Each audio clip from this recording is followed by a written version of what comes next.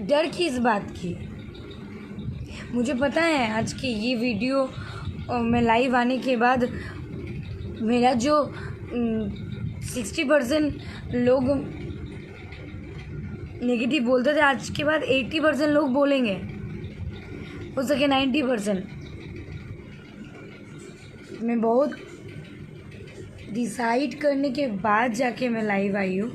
मुझे खास करके कुछ लाइव आने का टेंडेंसी नहीं था, मैं बहुत कम लाइव आती हूँ, आप लोग सबको ही जानते हैं, लेकिन इसके लिए सबसे क्षमा मांग रही हूँ।